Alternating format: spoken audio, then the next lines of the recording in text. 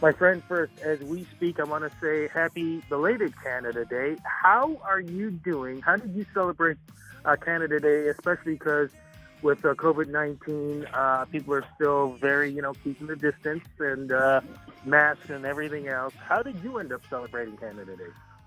Well, I'm lucky enough to have a close friend with a pool who leaves it sort of abandoned during the summer, so I kind of have access to I call it my pool during the summer because he's not there. So I just, tried to avoid the crowds and was lucky enough to hang out by a nice pool.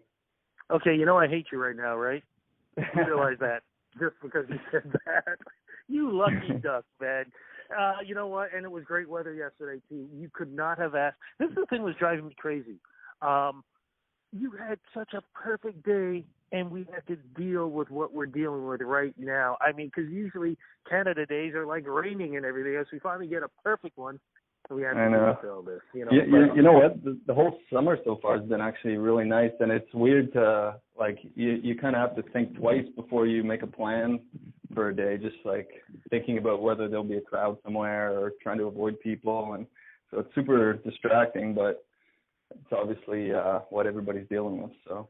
Yeah, and you know what? I was actually saying the same thing too. The perfect summer, and we would be out. Like if this was the summer, we would be out seeing you guys perform. And as we were just talking beforehand, you were saying that you and Jamie would also be in studio right now recording an album. Hopefully, how are you guys holding up musically though? How has this been affecting you guys professionally?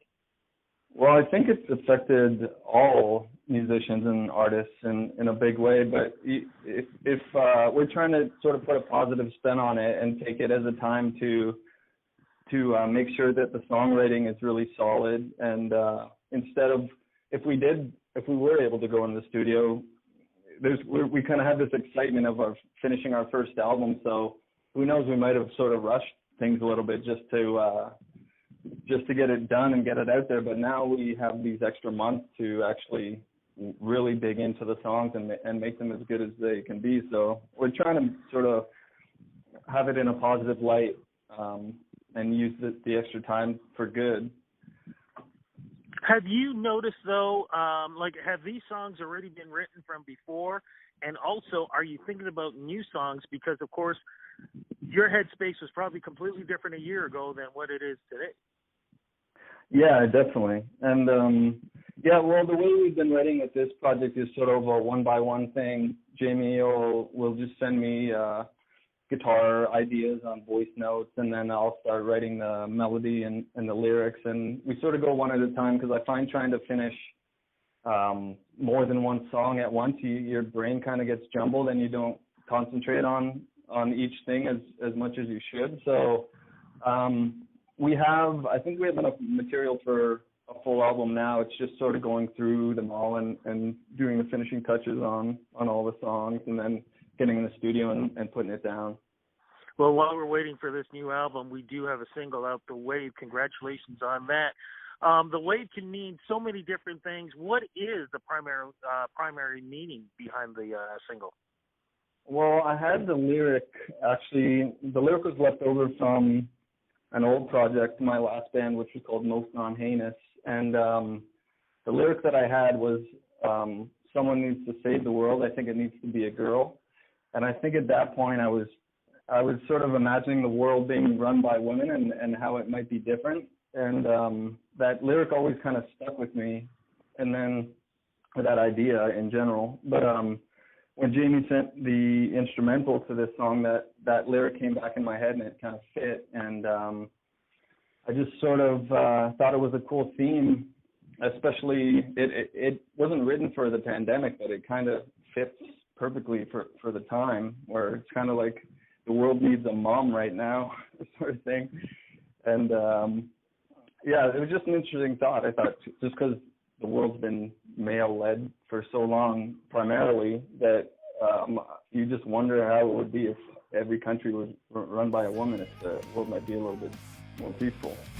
She floats like a dragonfly. She lights you up like a dynamite. Riding away, living the dream, get us right in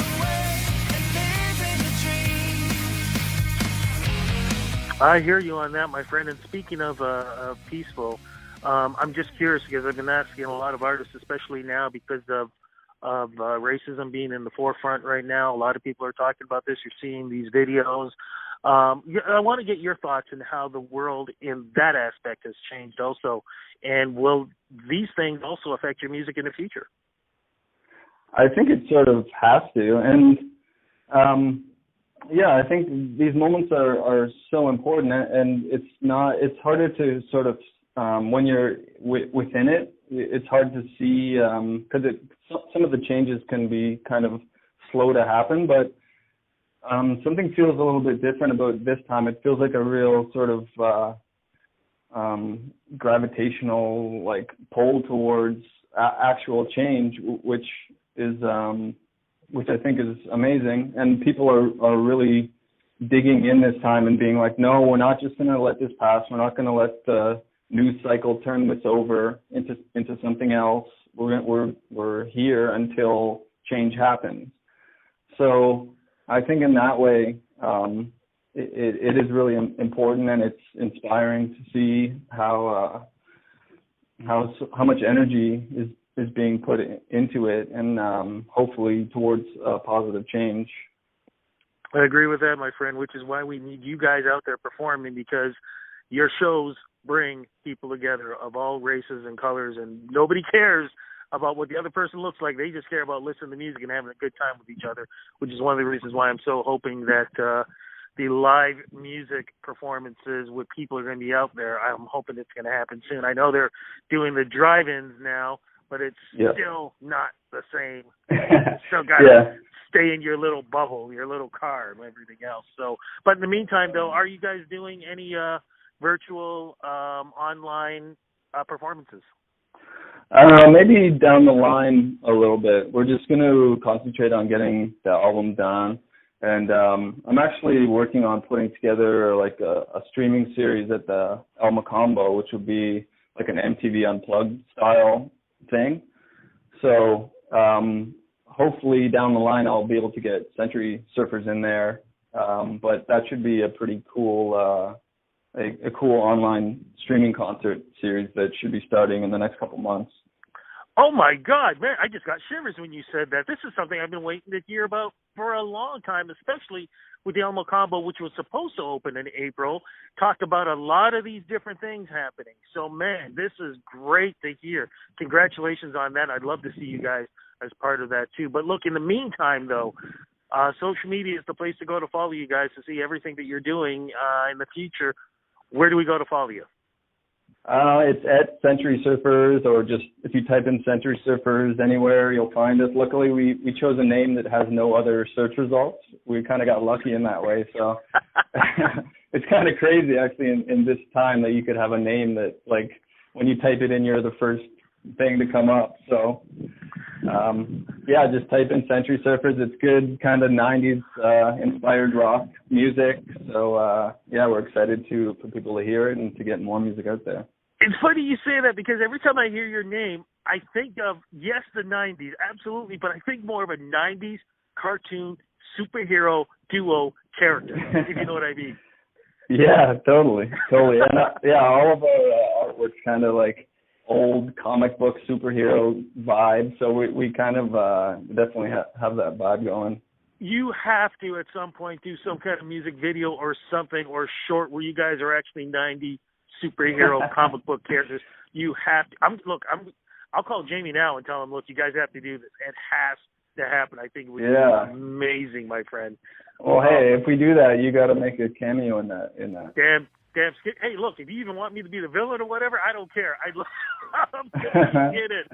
But look, man, thank you so much for making time for speaking with me, and more importantly, thank you for releasing music during this tough time, because people need that enjoyment, man. Even if it's for 4 or 5 minutes, we need that, and you guys are definitely providing that. And looking forward to the album, El Macombo, and everything you guys are doing. Thank you so much. Oh, thank you, man. And thanks for supporting artists and musicians.